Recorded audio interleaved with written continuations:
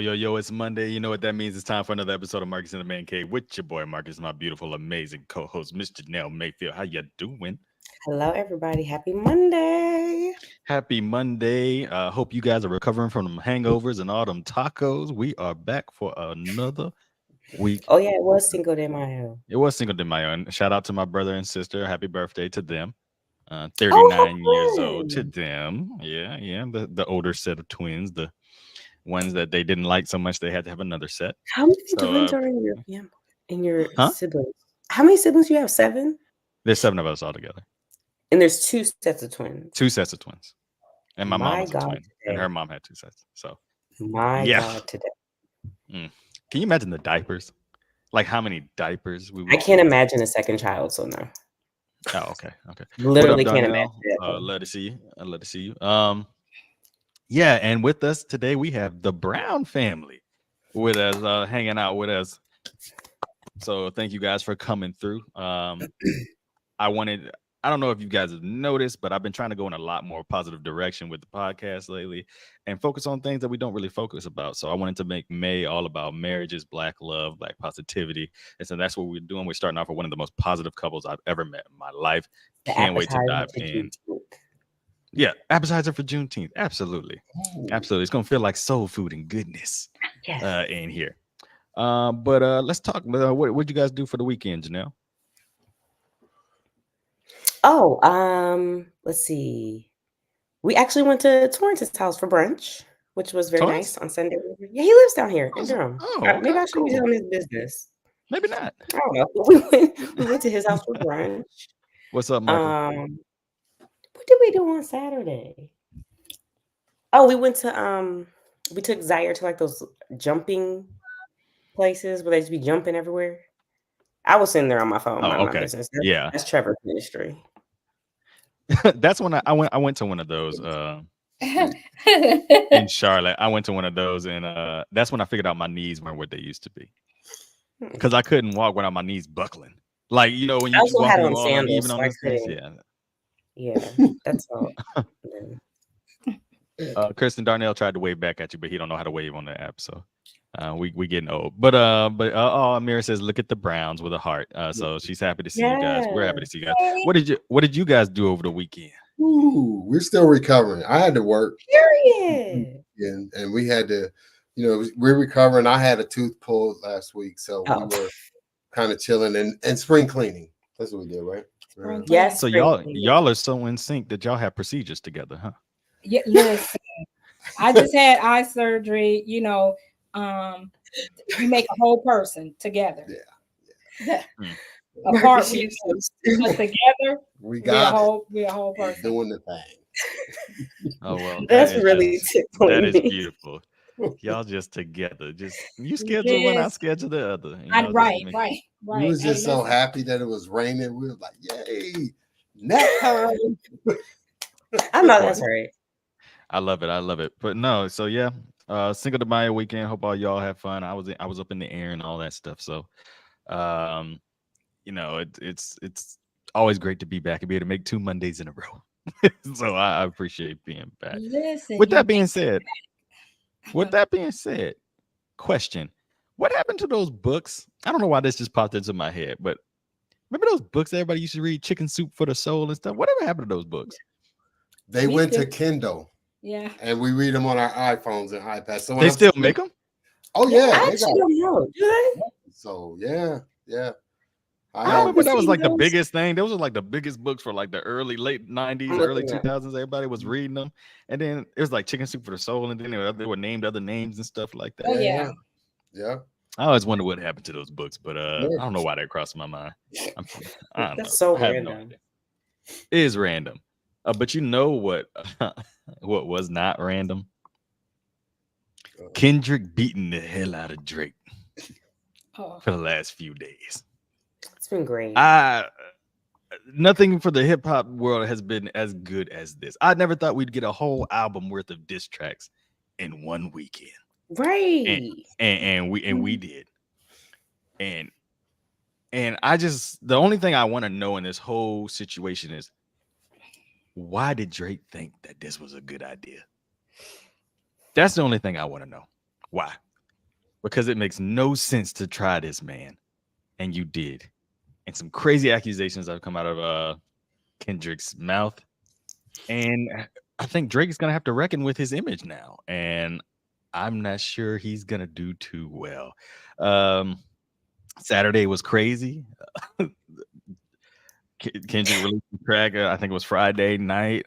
And it's funny because John said Kendrick was not going to respond until all this died down. No, that's not what happened.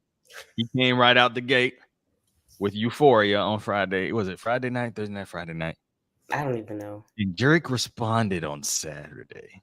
And I was like, oh, so it's going to be another week and a half with Kendrick. Nope. 15 minutes later, Kendrick dropped his response. It was madness. And then dropped another one. It was just madness. Just complete. Isn't that how they stay relevant? It is. But No, we haven't had rap beefs like this in a very long time. It's been a while. I don't even know the last legitimate rap beef we had. I'm not sure, but 50 Cent versus everybody.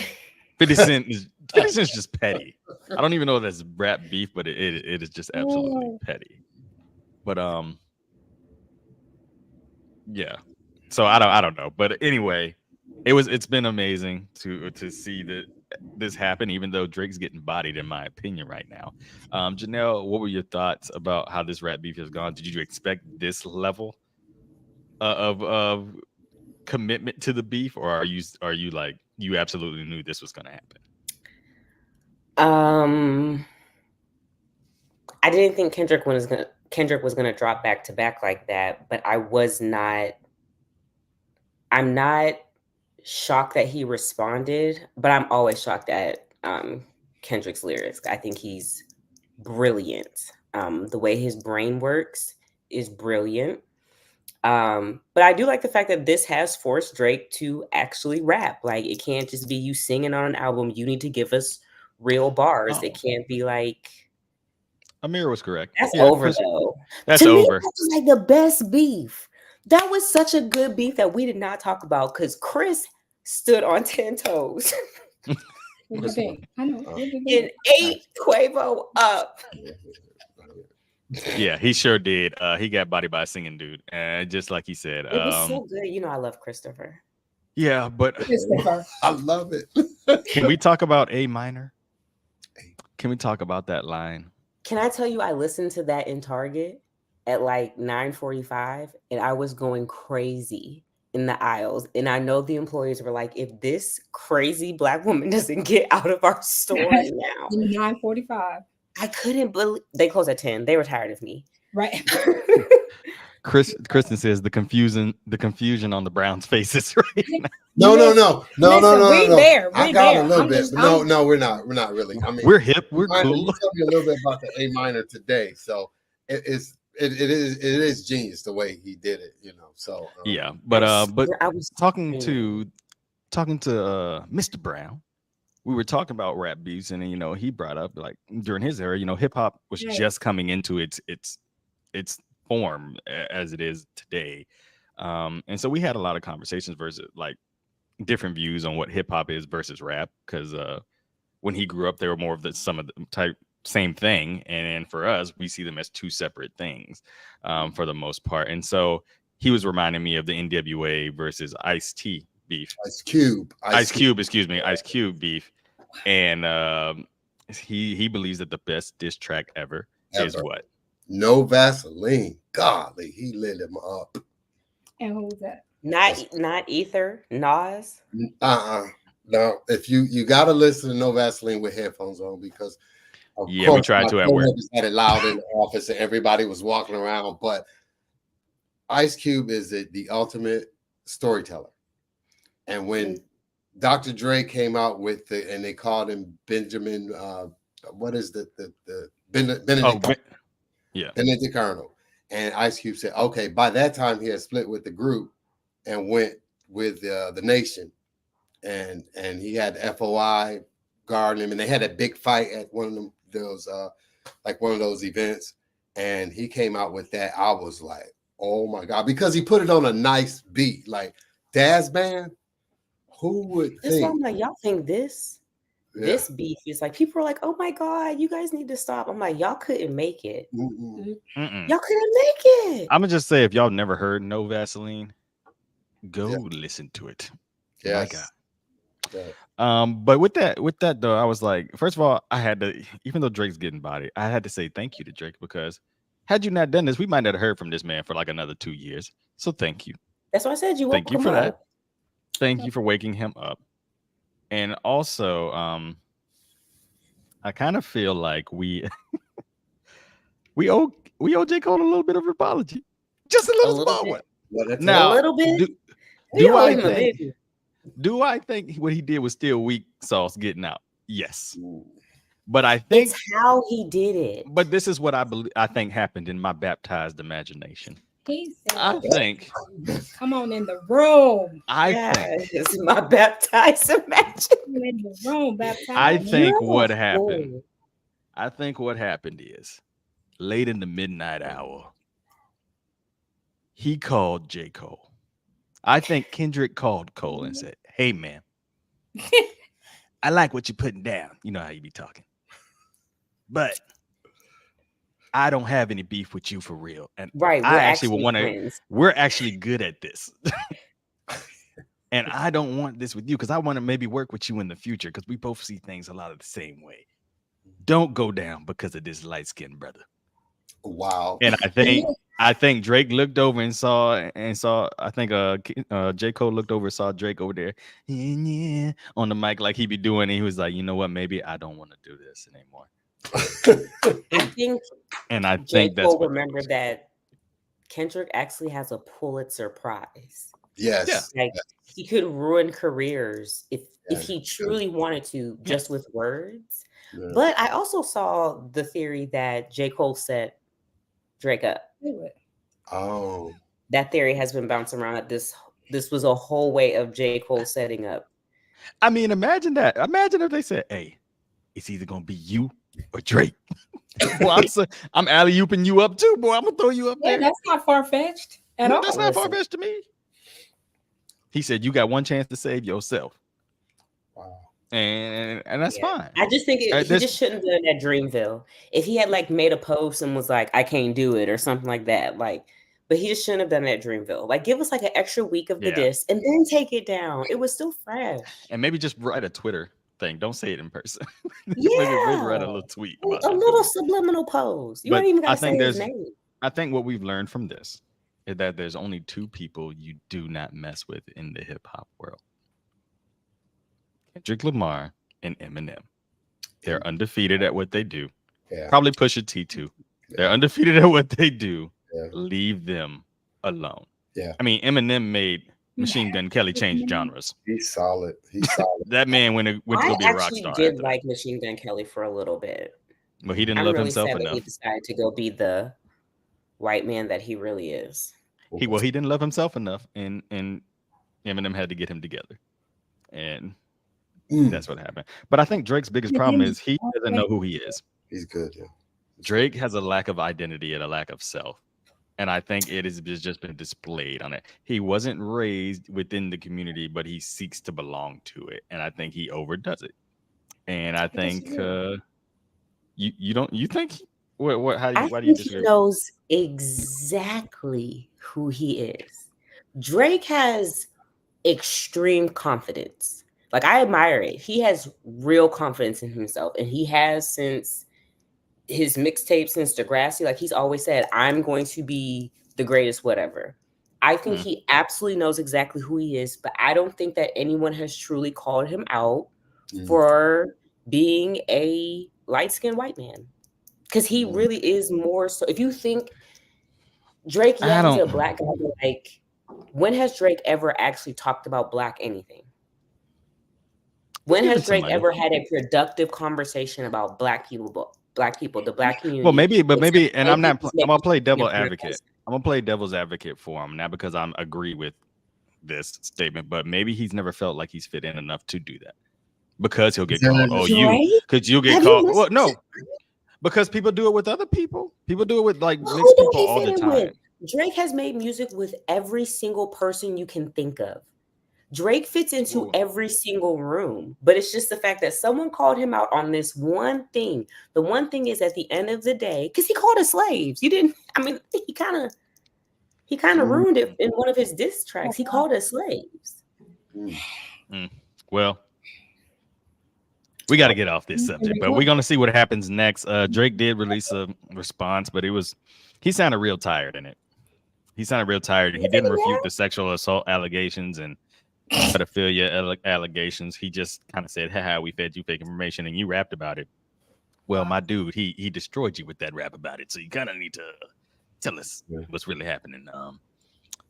So I did like on Google Earth, they were like putting different people's names on his house. That was hilarious.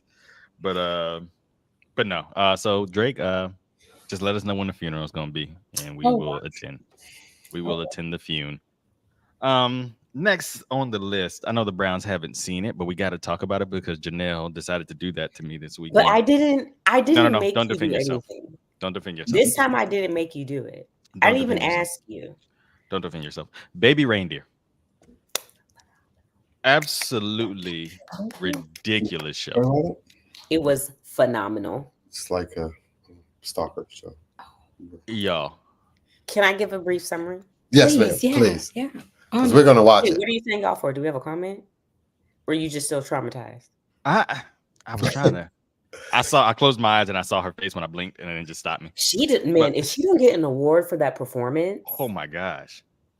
The woman who plays so y'all, if you don't know, please go watch Baby Reindeer. But it's about stalking, but stalking on a whole different type of level, to the point where the individual who's the main character questions everything that has to do with themselves. Like, it takes them through a spiral that you've never seen in your life, twists and turns that you didn't think was gonna happen. You never know what's gonna happen.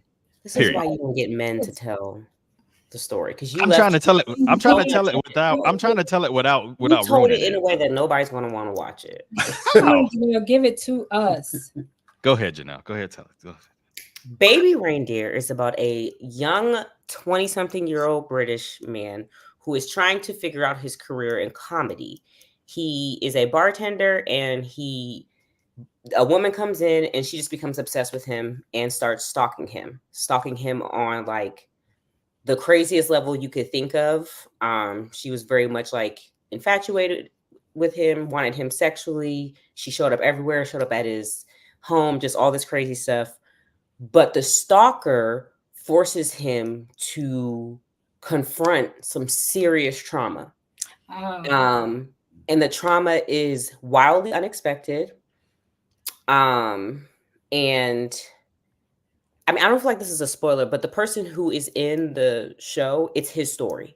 He wrote, and it's his own personal story. And I think that, especially for men, this is a win to see a man tell such a hard story. It is dark humor, so if you can't deal with that, that's just let you know. But I thought it was phenomenal. I thought it was so good. Netflix is tearing me up. Yeah, it was definitely good. But the one thing I would say, and I hope this doesn't, I don't think this ruins anything. The part when she asks who hurt you. Let me tear me up every time. I was hoping when she says, I want names. I was hoping that was going to be the outcome to something. Yeah, I was hoping that was, but praise be to God. I didn't think about that, but I agree with you. I would have wanted that too. Yeah, because I feel like she would have stood. She would have stood 10 toes, but I was hoping that would happen. But yeah, Kristen says it's straight madness. Absolutely, the show is. As someone who has dealt with a stalker, it was really refreshing. We do have to tell that one day. We have to go through that. Have to see that. Yeah, I have been stalked. So Baby I know Reindeer, who the person was and everything. Yeah, Baby Reindeer, y'all. It's a great show, definitely, and the episode's only like 30 minutes. It was very easy to get through. 4 hours, you get through in 4 hours. To end. Yeah. Every episode was really good. No boring parts at all to me. When you started, you're not gonna get up. Oh, we a binge watch. It's like, okay, one more. It's 3:00 in the morning. One more. We got We can do 3 hours of sleep. We'll be all right. One more. We can do It 3 hours of also, sleep. it also, just a heads up to people, because I know a lot of people believe and feel different ways. It explores sexuality in a very open way. Oh my gosh, the scene with the parents when he Oh, that one almost got me. Oh, I 'Cause I got was when the not dad expecting said, "I know." Yeah. Oh, y'all, hurry up with this interview so we can. I mean, Kristen said that's why he bring in that jug of coffee into work because he don't be getting no sleep. Yeah. Yeah, let me tell y'all, man, this man DB got a gadget for everything. He has a gadget for Sound like my dad. everything. He has a doesn't matter. coffee bottle that grinds coffee grinds, and then he makes his own coffee at I know work. that's right. He don't have to want for nothing. listen, I we know call that's him MacGyver, man. We call the man MacGyver. We love a MacGyver making guns out of toothpicks. Hey, man, he's got if you want a headphone review on headphones, Yeah. this man has had every pair that Yeah. ever exists. I'll give Can you try the new ones that Anthony Edwards has been marketing? I want to try them What so are they? bad. Bose, the new. Oh, he's had Those aren't so Bose There we over outside the ear are, if you want like just to hear music, they're good for that. But like if you want to feel it, you got to go with the Bose QC2 Ultra ones. And you could like that Can I one work out drop, with them? you can feel it. Yes. Can I work they out stay with in them? here.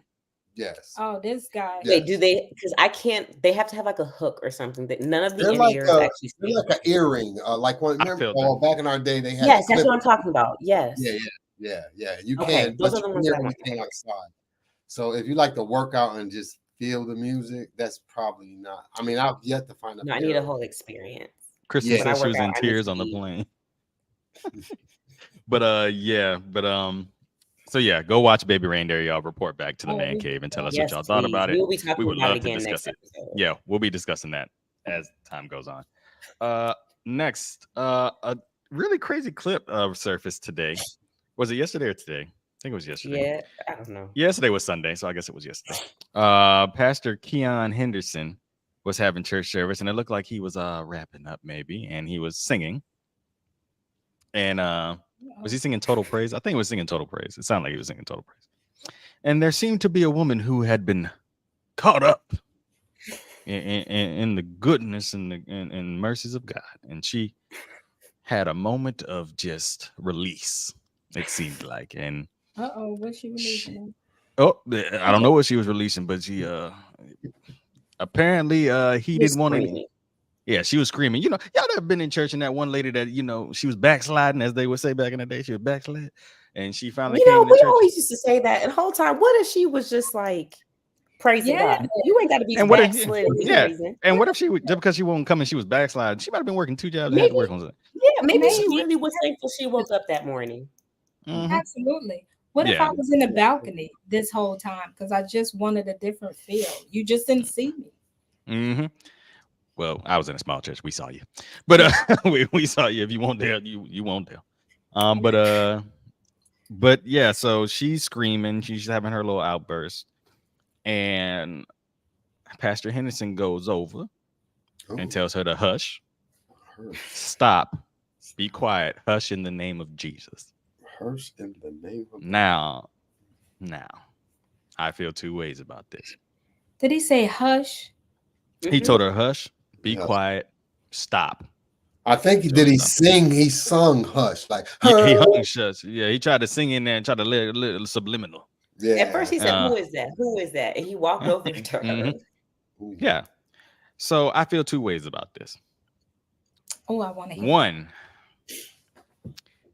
if indeed this woman was having a moment of conviction with Christ, he is wrong.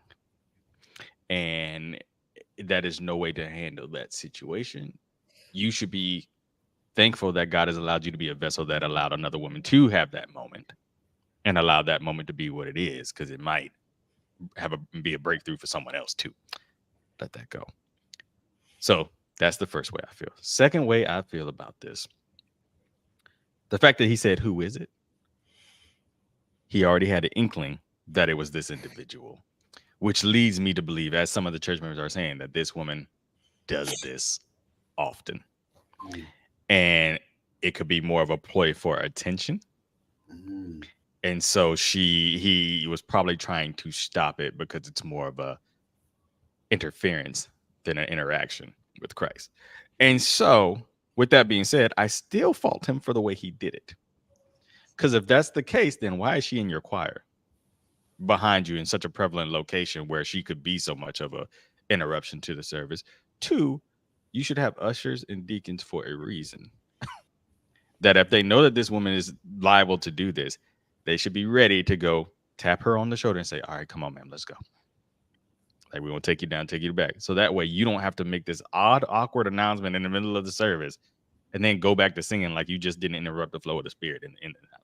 I feel like pastors make mistakes sometimes.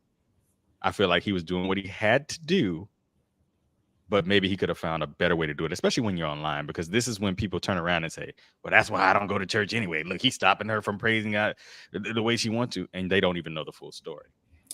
So, Marcus, I will ask you this third suggestion, because we had talked about it briefly earlier, and I have not seen the clip, but as you made mention to it and you use the word hush, perhaps he was not saying that to her, but the spirit within her, that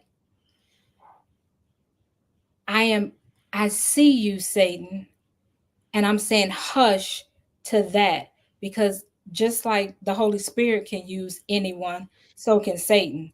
Oh, so I agree. As you are trying to cause, not you the woman, you the spirit is trying to cause interruption, I need to, as the set man of that house, I need to identify you, let you know that my spirit sees your spirit, and I'm commanding you, spirit, to hush.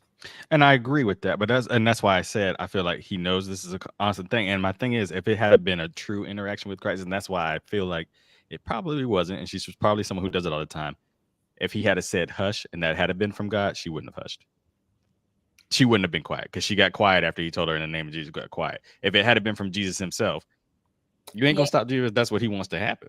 If that's what he wants to happen, you're not gonna stop. She stopped immediately after he directly confronted her. So I do believe that this has happened a lot, and a lot of the members are coming out saying that this happens a lot with her, and she does this a lot, and then she like isn't seen anymore, and then she comes back.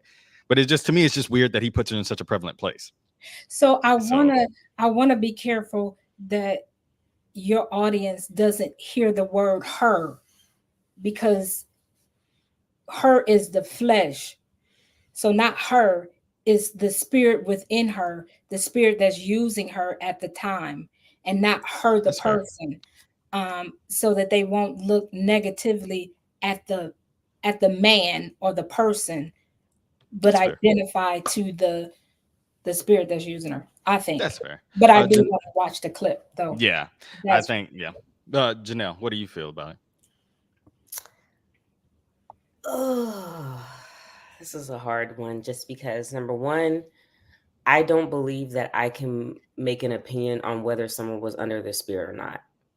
I just don't think I can. I don't think I have that right. The Bible tells us not to. So I'm not going to say like, oh, she does this every Sunday, so she's probably a problem, because as someone who has gone through things, as someone who knows people who have gone through things, there are people that have to shout every Sunday. They have to have that release because we don't know their story. I also am a firm believer that Hey, Cassie, God is always in control. And when you're under the spirit, I don't believe that the spirit would move the pastor to do that. I don't. I think it would have been handled a different way. And I think that, again, when I say that God is in control, the spirit would have known that we're on the internet. There are cameras. Like, I don't believe the spirit would have allowed him to move in a way that looks so negative on his behalf. That's why I don't believe he was under the spirit in that moment. I think that his flesh was frustrated with her yelling. And he decided to walk up to her and tell her be quiet.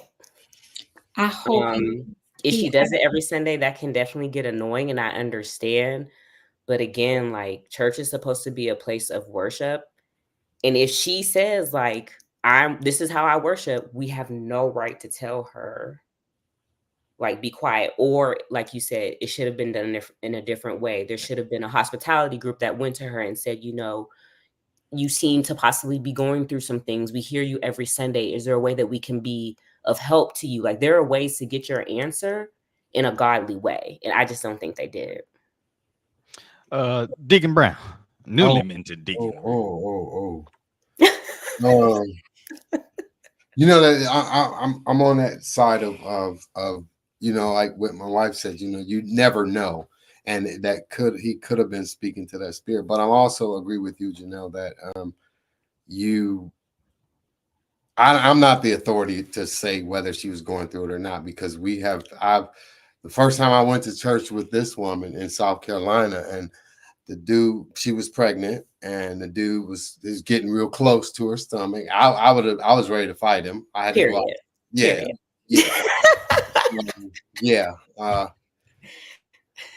I wouldn't.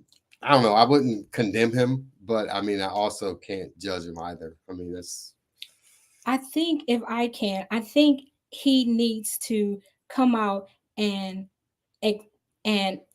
explain so that we can have content of the Holy Spirit. And if you look at it through the lens of the Spirit, and not, that's why I said don't say her, because then we take he and her out of it and we look at the Spirit, because in the Bible the Holy Spirit absolutely has dominion and power over the evil one. So the Holy Spirit in him has the authority to command Satan, the spirit of the evil one. We have dominion over that. So I can command Satan that you hush and loose this woman, or however he wants to say. He absolutely, if he doesn't have it, then his church that he leads is in trouble. So if you look at the Spirit, no one greater than he that God has set for that house to be able to speak to that spirit and say, that's not of God. Not sister, that's not of God. Spirit, you got to flee from here. That when you look at it spirit to spirit, you will see the hierarchy of how that flows in ministry. But I do believe that because we are in such a digital world, that if you don't come back and have a discussion about it, it will leave more people saying he and she and not the Spirit of God. And so, and it will lend to what you said originally, or one of you said originally.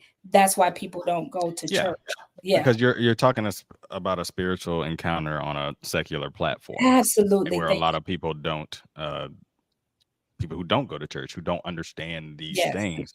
So there needs to be transparency. But like Janelle said, I think in that moment, there's a better way. And especially if the members are telling the truth, saying that this happens too often, like she's often doing this at events and stuff like that, then y'all at the church should have handled that a while That's ago. what I'm saying. And I think that y'all should have, y'all should have Communicate. confronted this woman and said, all right, Yeah. if you are truly having this experience, let's get some help. Let's figure out how we can help you better.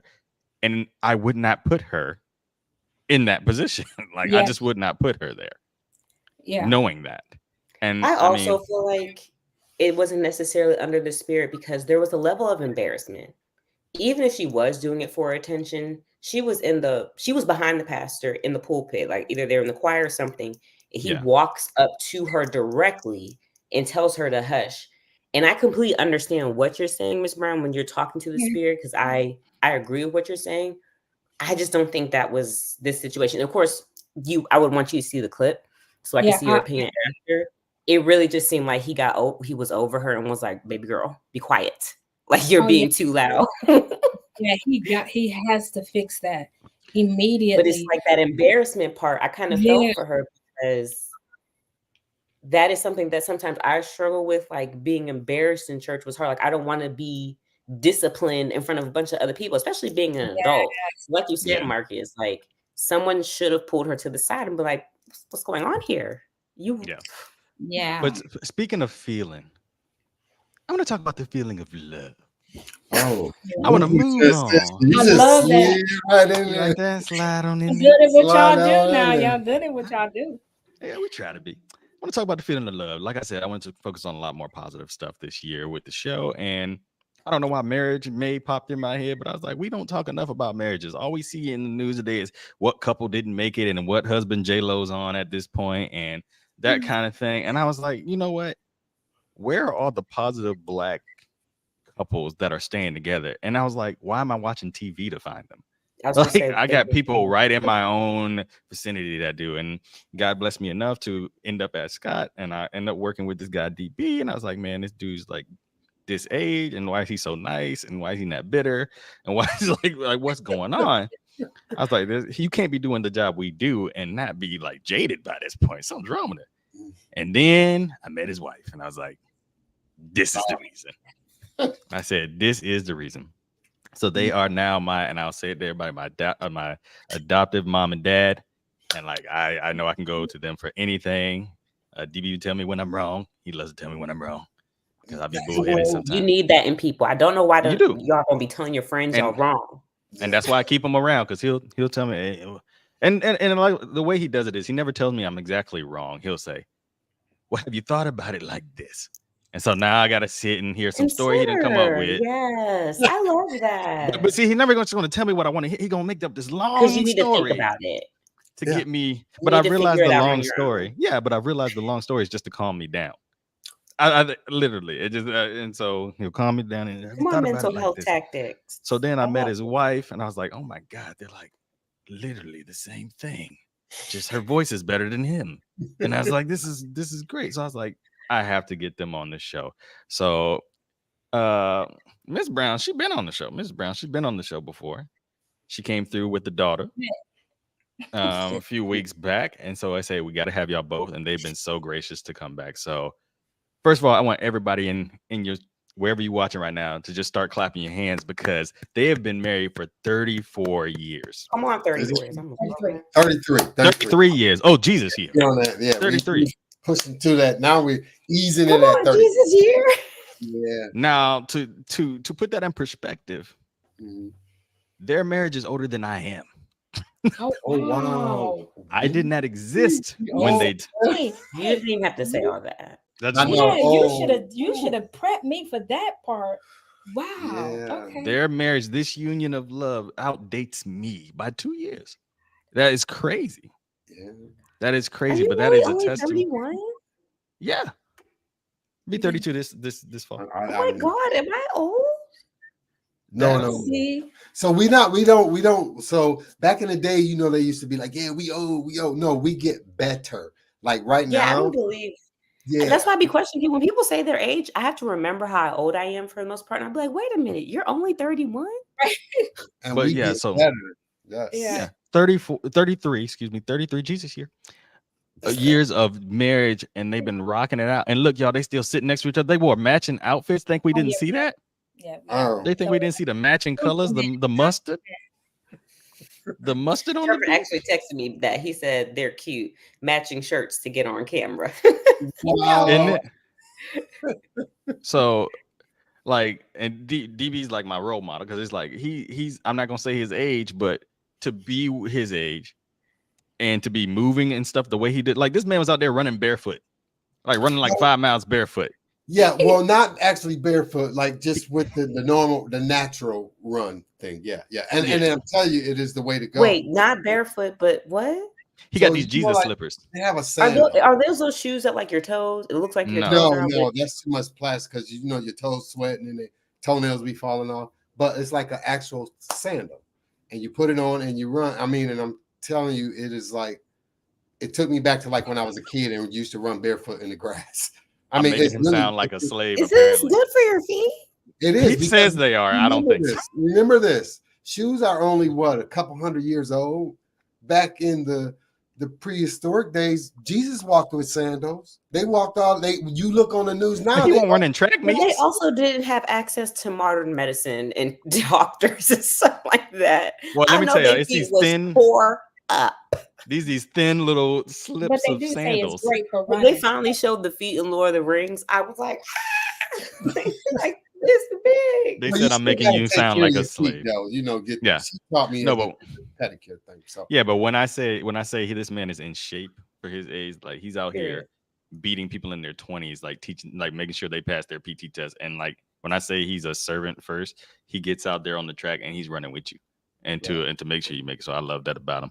But let's get into this interview with these guys, because people want to know, like in our society now, like relationships are so, like we're so fast to trying to get to the marriage part or trying to find a future, and if something ain't working the first time, the relationship's over and then you got to move on. Like people aren't willing to fight as hard. So I'm going to get back to that point, but I wanted to ask a few questions if I may. So I'll start with you, DB. Okay. And you can be as honest as you want to be, but we want to know the full story behind y'all. Stop pinching me, nigga. Just squeezing my leg. I am not. She said you better not say what I told you not to say. No. But what was your life? What was your life like before she came along? Well, before she came along, I had I was young and wild. I was in the Marine Corps. I had my first child, my oldest son, I was 17, and I was out there in them streets. You hear the stories about it overseas. I did it all. And then one day we used to do like little mini deployments, and our airplane would chase drug boats down in like Miami, Puerto Rico. So it was one day we were out there, and you sniffed some crack. No, we were no. But we were at the club. I was at the club. Drinking. Church. We was at the club, baby. Don't try to change your answer. Don't try to change it out. We was at the club. I was gonna say, listen. At the club. All the way. I love the club. And I think for me, the biggest attraction was that she was funny. We laughed. I mean, we immediately started joking. And then my friends liked her. And then she was a good spades partner, because we would go back up to the dorm, and we was down there for a couple of weeks. So we hung out every day. I was a little better traveled though, because she liked the club scene and all that. We went out because we were in San Juan. So we drove down to San Juan, hit the forts. We went out to eat. It was like a real cool date. And then I think the biggest thing was when she lived off base and she had to move on base, and I helped her move. I was like, okay, this might be the one right here. Oh yeah, player. Slide in with the moving truck. I understand. Yeah. I just helped her move back. And it was question. Did she cook? Did she cook something for you after you helped move? Actually, she did. She did. She did. Before she moved, she made some pork chops, mac and cheese, and green beans. I'll never forget it. See, that's when you know you in there, player, when they start bringing out the pots and pans. Ms. Brown. Yes. What was your life like before he came along? So my life, funny story. My life was very fast paced. I never wanted to join the military at all. All of it in my mind at 18 was a fluke. But getting to Puerto Rico, I grew up in church, and I will tell you, in Puerto Rico, I never seen the inside of the church in Puerto Rico, because it was all about clubbing. It was all about drinking. It was all about freedom.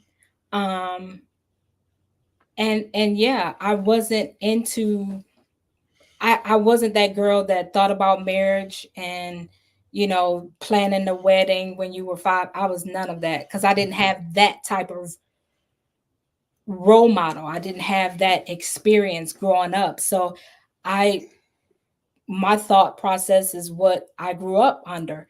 Women worked. It was our money. Make sure you could take care of yourself. And so that's what I was about before I met him. So yeah, That's where we were. So when you met him in that club, what made you want to hang out with him some more? Like Well, what Don't tell them about the pants, please. no, I gotta tell you. Don't tell them about the pants. So one thing about Puerto Rico. So just a little quick thing. Just know that I know y'all call him old, but me and this guy right here, we have shut down every base that we've been stationed at. So that's how hard we are.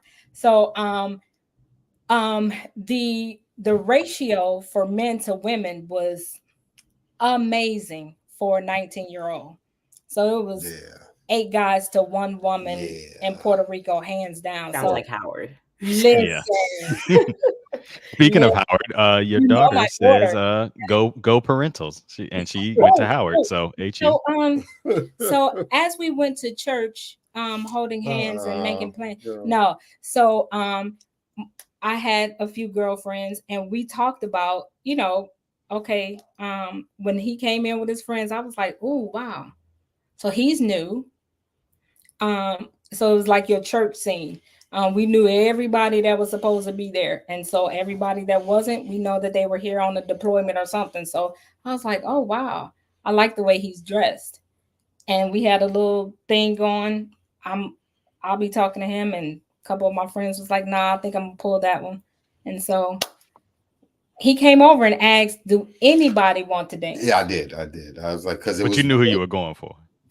Actually, no, because okay, so I always tell you guys I'm a music head, I'm a hip hop head, and it was at the time when Quincy Jones came out with "I'll Be Good to You," and they had that special mix, and they only played that one time at that club. So we out there, it's Puerto Rico, you're in the Caribbean, we trying to get down, and we trying to do it because I grew up. That was back in the Kid and Play days, so everybody was dancing, and I just said, hey, anybody want to dance? Because hey, somebody in dance. And I really wasn't looking to. You see how he right here. So the girl who said, no, I'm going to get her. She had bigger boobs than me. Oh, and so she was rocking and I was like, man. And so just so happened, I don't know if she was sipping her drink or whatever, but she moved too slow. So we got on the dance floor and we never got off. Yeah, we've been. God slowed her ankles down so she couldn't get up. Look how God does things. Okay, so y'all get together, y'all start moving together, y'all start dancing together. When, DB, did you know, this is what I want for the rest of my life? This one right here. So it wasn't in Puerto Rico. It wasn't there, but I knew that this was if I pursued or kept going with this relationship, because eventually I had to go back to North Carolina. So she was stationed in Puerto Rico and North Carolina. So it wasn't there, but I knew that I really liked this girl. And I was like, man, I'm going to keep in touch with her. We were writing letters because we didn't have the internets and all that. So it was letters. And you had to wait for it. Yes. So when I really knew was when, so she was trying to cross train, right? So she was doing like some OJT and she said, if I pass this test, then I'll get to pick my duty station. And her duty, so she was taking this test. She got in the top 10 percentile, right? Just for us, right? For us to be together. And we were still by that time I got orders to Atlanta. She wanted to get close. And she knocked it out of the park and got to pick. Well, she couldn't get to Atlanta, so she got to Charleston. So that's when I knew. I was like, okay, man, she went hard. This is my roadie right here. Okay. So when you was writing them letters, did you put a little cologne on? No. Whether the first thing I did was when I met. So it was in the no, I didn't put no cologne. I didn't have it like that. You didn't have nothing, just put a little Irish Spring soap on there, a little Irish Spring. Irish Spring, yeah. Didn't he tell you he had a son? I had a son, yeah. So I had to take care of this, I'm getting to that now. So then I was at Camp Lejeune, which is Jacksonville. She had a flight going to Cleveland, right? And she had a layover in Charlotte. So when I knew she was the one, I drove from Jacksonville to Charlotte just to see her at the airport. And I bought her like 7 cards or something and wrote a nice little note in them. And that's when I knew. Y'all hear this, fellas, man? Y'all used to be. We used to be romantic, man. Well, we need to get back. We need to get back to some of that, man. The sending a text, "Good morning, Queen," every day. That ain't gonna cut it. Y'all gotta hear this. This man drove all the way to see her go to the airport. Yeah, He won't even get nothing out of it. That was just a layover. That was a layover. Oh, just a layover. So met she her was at leaving. the gate, and we hugged, and we had lunch, and hung out, and then she flew on to Cleveland. So then I went back to Jacksonville, and then I think I was in the middle of I was going to PCS to Atlanta, and then we met up in Cleveland and hung out for a couple of weeks. I met her family, and the rest was it. That's when you knew. All right. So for you, Miss Brown, you were walking into a different situation because this man had a whole child. And the child around this time would have been around two. The year we met, Mm. the son, my second son was born. But I didn't have two baby mamas, the same baby mama. But yeah, yeah. And she had said to me, "Look how she looking at you." Yeah, she said, one thing I don't want is no man with no kids. And she moved her head around. I was like, okay, well. Okay, so let's go back to Miss Brown. You were walking into a situation where you're feeling this brother, but he got these two kids. So when did you know that you could get over that hump and that this was the man for you? When did you realize that, you know what, I'm going to accept what this is? So I want to speak to the ladies in the room. When you don't have, and this is no shade to the females in my family, but when you don't have a love story to mimic, you don't I didn't have the fantasy. I didn't say my husband has to be this, and this. So the only thing that I thought about was that having someone outside of our marriage, I would have to be connected to that wife, that girlfriend, whoever the baby's mother was. And I didn't want that drama to follow us all the days of our life. And so I did say that I didn't want someone with children. And that's all the criteria, because I didn't even want to get married. So that was the criteria.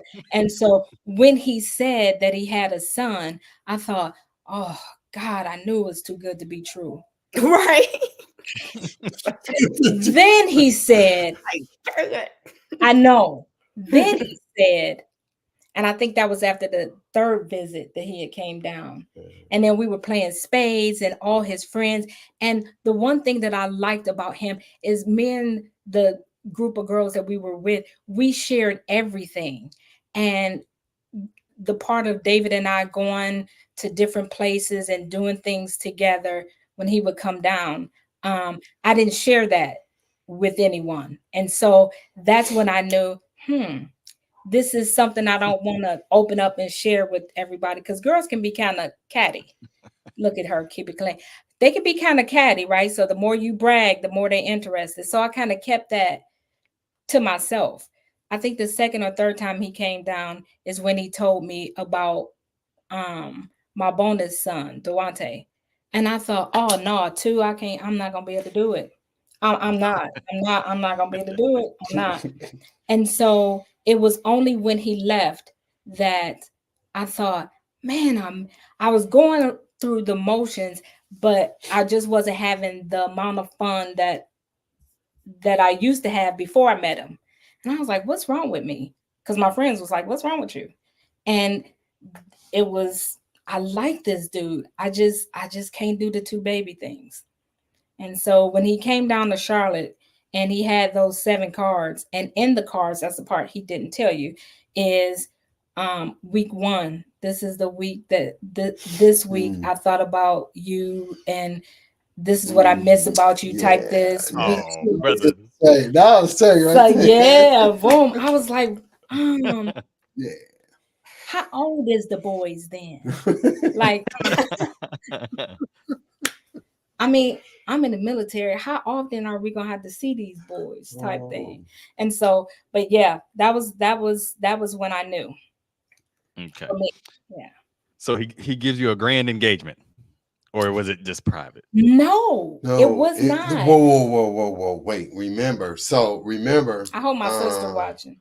So we were in Cleveland at her people's house, and it was one of the barbecues. I love me some barbecues and go to just family, that whole atmosphere. Even at the end of the night, when Uncle Roy start fighting with Cousin Tony, it's still the atmosphere is fun. So I had asked her, I was like, I think I proposed to her the evening before. So then he thinks, did you hear that, Janelle? Go ahead. But then when so everybody's looking at me all strange, right? And they like, yes, bro, you the man. And her mother's like, I think it was your uncle. One of her uncles was like, man, I could this the best thing for Nene. And I was like, okay, what's going on? And sure enough, she had told everybody. What did you expect? Yeah, I mean, I didn't think about it because I was only I was 20, 21. 21. Yeah. 21. Oh, y'all was young. Okay. Yeah, we were babies. Kristen says, "This is beautiful. I love it." Cassie says, "Me too." And your daughter says, "Oh, Dad." So listen, Janelle, this is how he proposed. Uh-oh. So don't forsake small beginnings. We had a good time that day. We went to that club. That evening, my daughter is listening. So that evening. We are all adults. We know by now.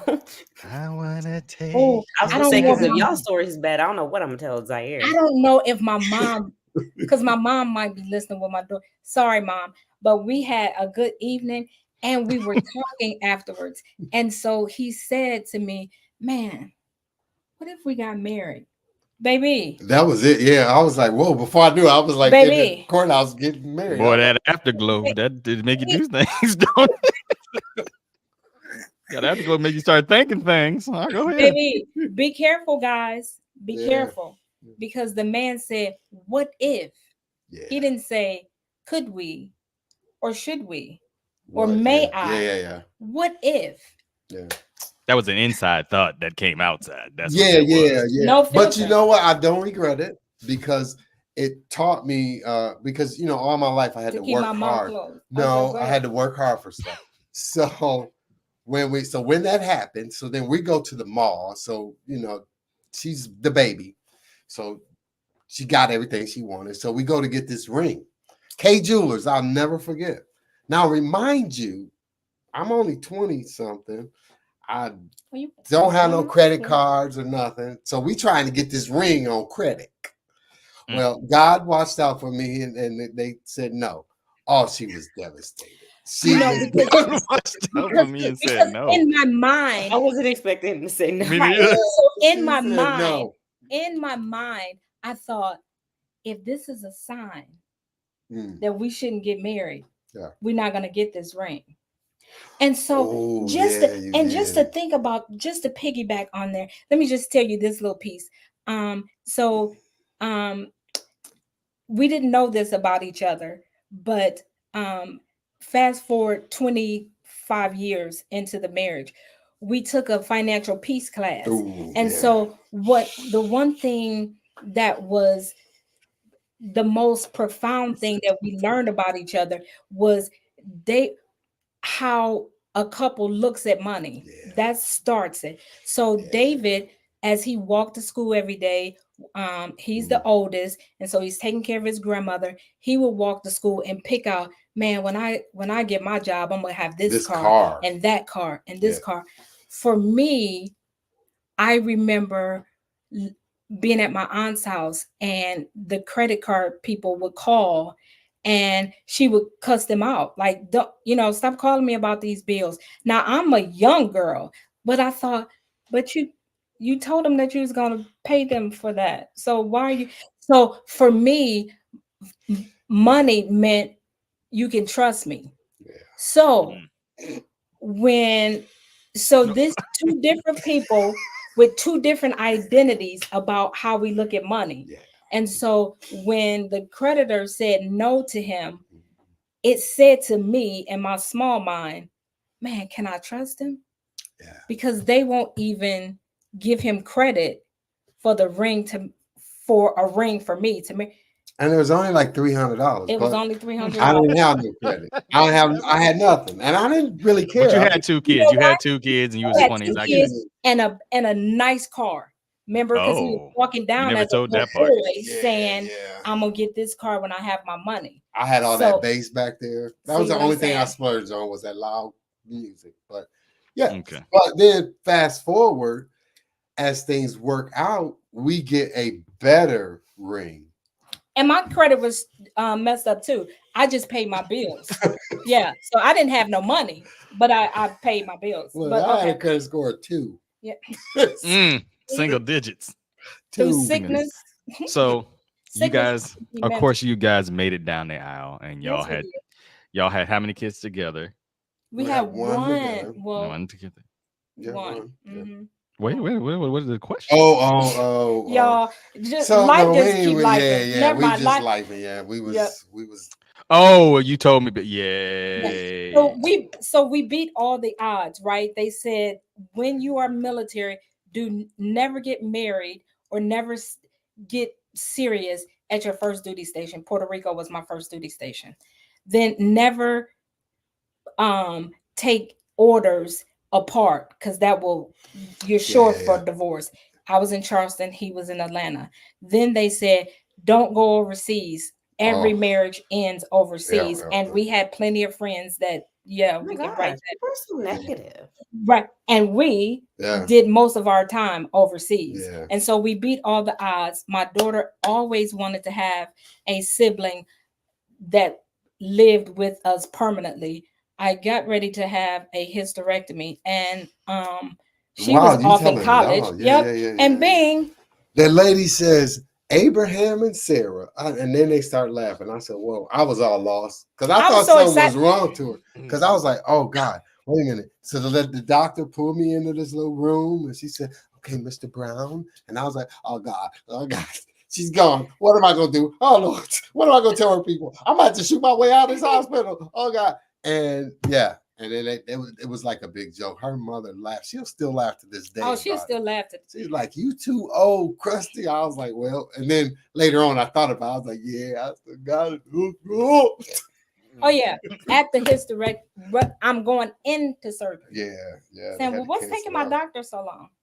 Yeah. And we lost the baby, but it was just like, what happened? Yeah, but anyway, so we have one daughter together. And she's awesome because she went to Howard, like we said. And 2 bonus boys that I love dearly. Yeah, so that's awesome. How many grandkids? Ooh, let's see what we got. 4. Four. Yeah. Throw they in. Are they remembered? All right, good job. All right, so we're gonna wrap this up, but last few questions here. No long story. What is the easiest thing about being married? We always talk about what's the hardest thing about being married. What's the easiest thing about being married for 34 years? Ooh, 33. Excuse me, 33. The laughter, Agreed. the jokes, because we'll wake up cracking jokes. Agreed. And then sometimes the day is off when we wake up not cracking jokes because something we argued or whatever. But the laughter is by far. The inside jokes would be somewhere. We'd be in church cracking jokes. I mean, and you said you agree. Is that what you think? By far. Yeah. Okay. So what's the hardest part about being married to this man right here for 33 years?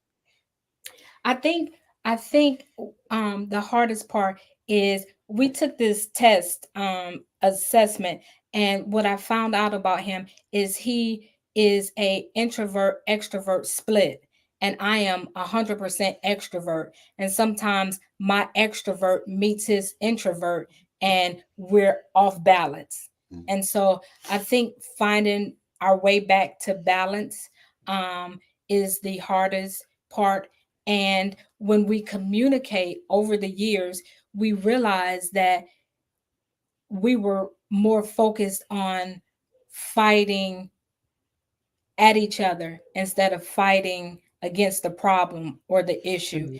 And so, which is why you always see that we say Team Brown, because psychologically, when you spit that word out, Yeah. you it gets ingrained that we are a team and we're going against the creditor. We're going against Yeah. whatever's trying to attack our marriage. We're going against and not each other. Yeah. So I Like think that. getting to that point was, I think, Yeah, that probably the was hard. hardest. Yeah. What was the hardest part for you being married to this lady for 33 years? Hardest part for me was the opening up and like being afraid to be the real me. Because when you're dating, I've always told you guys that you went the dating stage, that's the fun part. But the real part comes after you sign that paper and they take your name, and you walk around when you got that hole in your sock, or your toe don't that one pinky toe look all crooked, and being the real and not feeling feeling less than by showing who you really are. Your daughter says y'all have 5 grandchildren. Fine. Just Okay, just yeah, she's just throwing my that out there. Just Yeah, throwing that out there. that's Howard. yeah, Sorry, yeah, we missed a few. Sorry. yeah. Only one. All right, so we're gonna round this up. First of all, I want to. Cassie says she 100% believes this is true for your beautiful relationship. You guys are always playing, always laughing, and everybody's seconding that. But this is what I want to do. I want to do something different to end this. I want to thank you two both for being on here, being open with us, and sharing this beautiful relationship that y'all have. I want y'all to both do 2 things. One, the first thing is give us what you think the key to a long marriage is. And then the second thing is I want you guys to gender swap on this one. I want you, Mrs. Brown, to tell something that you want the fellas to know about dating and marriage and what you think you would tell them. And I want you, DB, to do it for the ladies. So we'll start with Mrs. Brown. What do you think the key to the longevity of your marriage is, and what should people be looking for? And then what would you tell men about dating and preparing to marry a woman, what they need to know? Okay, I wish I could show you my props, but I think that because yep, bad props for real. No, I'm serious. I think for the longevity piece is every day is not going to be sunshine and rainbows. And when you take from the things that bother you the most and kind of put it in perspective, because we get wild in our head. And so if we are not in agreement, it's over.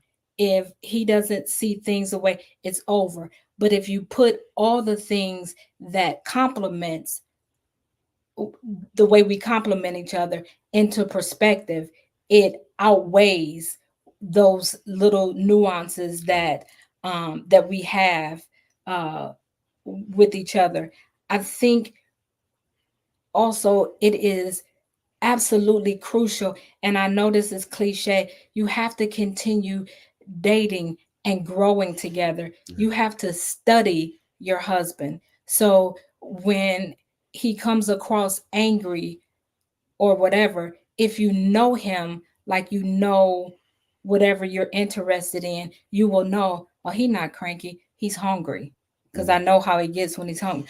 Or it's the anniversary coming up for his mom's death. So I have to fashion myself to know this about him. And that takes energy, it takes consistency, and it takes to think outside the box. So that's why we do couples ministry together. That's why we engage with other couples, not only to pour in, but to receive, because we are never at a point of all knowing. So we try to stay open to make sure that our marriage stays fresh. And that's with all the things that I just mentioned. And to have fun and be spontaneous and keep it fresh. You have to keep it fresh. You can't say, "Oh, I got him, that's it for me." No, you have to keep it fresh if you don't want that person to wonder. And that's man and female. So men may look at the eye gate and find attraction, but women absolutely find emotional stability and find that attraction there. And you you turn to what you lack, and so in a moment you may make a wrong decision based off of the emotional need of a woman and the eye gate from a man. So you want to keep that fresh and popping at all times. And so, what would you say to the fellas about like advice for getting to that stage of being ready? I say listen, because when we say he doesn't talk to me, we want it the way we want it.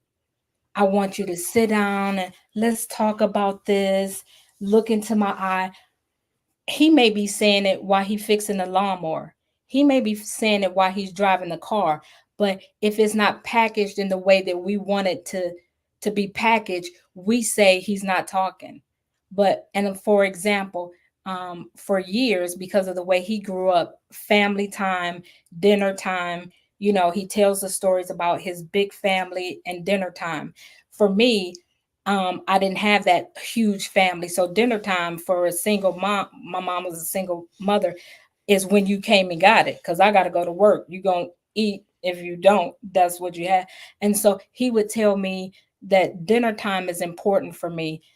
Eating as a family is important to me.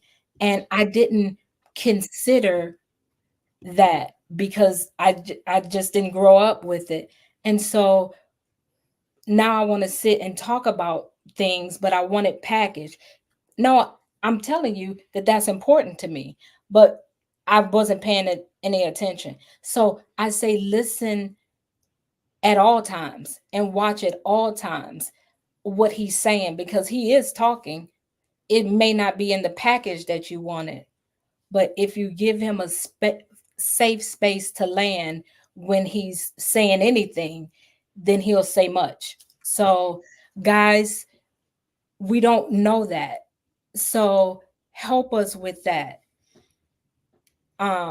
When we say you're not talking, help us understand that you guys talk differently to us, but we're talking. You all are talking to us. So, just be patient with us on that, because we look at communication differently. So be patient Okay. on that. DB, same question. What do you think the key is to your longevity? And what would you tell the ladies about how they should approaching fellas and getting ready for a marriage? What did they need? What's something you would want them to know? Okay, so the long key to longevity is a lot of what she said, because you will not tell me tomorrow I talk too much. My stories are too long. So I think the key though is that you commitment. Boom, Commitment. That's it. I mean, for real. Like when the times are tough, I notice like a lot of younger people when times are tough, it's easy to say, hey, I'm done. I'm out. And that's not the case, and it's not even about, I never thought I would be married for 33 years. Me neither. But I'm committed to this young lady, to my ride or die, my road dog. I'm committed to that. So I'm committed to the relationship. So commitment is probably the key, whether it's when you have bad times. I've always grown up, I'm an optimist. And when things go bad, I always look for the better that's going to happen after, because you can only hit the ground once. So you're going to have to get up and keep on moving. So commitment, and that's my key. Now, Unless you're Jim Jones going down that elevator. But anyway, sorry, I had to throw that in there. Sorry to throw that in there. We didn't talk about that today, but okay, all right, Jim Jones. All right. Yeah. But and then for the ladies, I think for the ladies, the biggest thing I would tell ladies is to listen. And there are times when a man feels less than, and it's the dumbest thing ever. If you make more money than them and they make less money, they feel like they don't bring enough to the table, or some of us have that old school mentality where it's like, okay, the man brings home the bacon. And I thought that for the first 10 years, until one day she told me, she said, hey, what's mine is mine, what's yours is mine, what's mine is yours, and that whole thing. So I think that listening to your boyfriend, and there are certain triggers before you get married because guys, they like she said, we all about that ear gate, and and the eyes and looking, and if we get older, we get our little bellies and all of that, and women, they get a little older, and you as a female, you have to man, I lost my train of thought. Yes, keep your confidence up. And the biggest thing that I've learned is that when we were young, like, she would compare me to other people, and that just didn't listen when your man says, I really don't like that, But also look for the red flags, especially if you're dating and they get mad. You don't want to be in a relationship where y'all get married. Next thing you know, you close the door and he pop you in the head, or expect, all this stuff. And talk about the expectations of the wife, talk about the expectations, what they expect from their husband, and vice versa. Wow. Yeah. That sounds good. Well, we appreciate y'all spending this time with us tonight. And as we always do, we'd like to leave y'all with some tips, skincare tips, and my tip of the night. I don't have one today. You don't have one?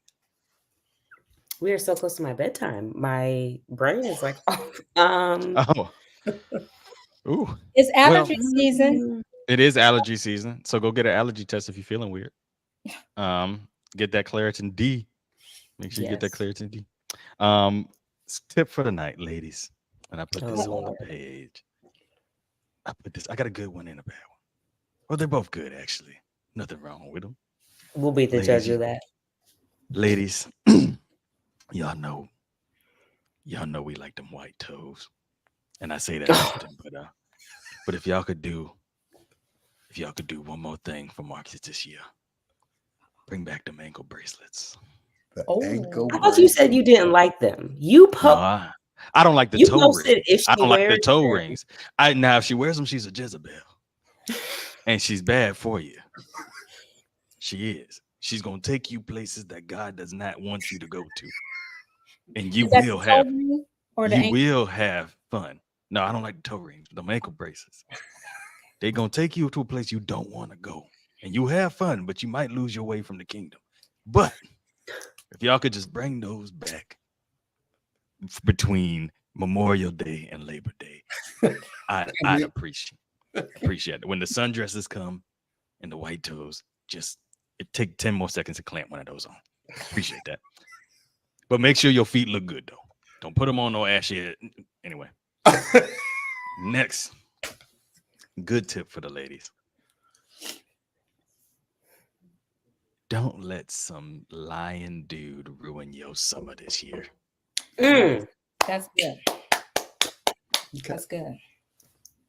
Just let lying. Let it go. Loose it. Let it go. If he ain't doing nothing for you, he's not meeting your needs. Let it go. And go have a fun summer. And enjoy Period. Okay. Mm-hmm. And that's even if he ain't lying to you.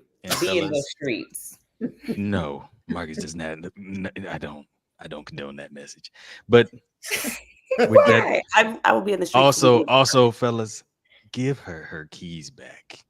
Her keys. Get your own car. All these e-scooters out here, you can get one.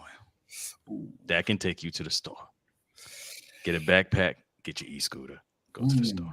With that being said, we love you guys. Can't wait to experience more Marriage May with you all. We hope you have a wonderful, wonderful rest of your week. And we love you. Peace. Oh, look at that. Yeah.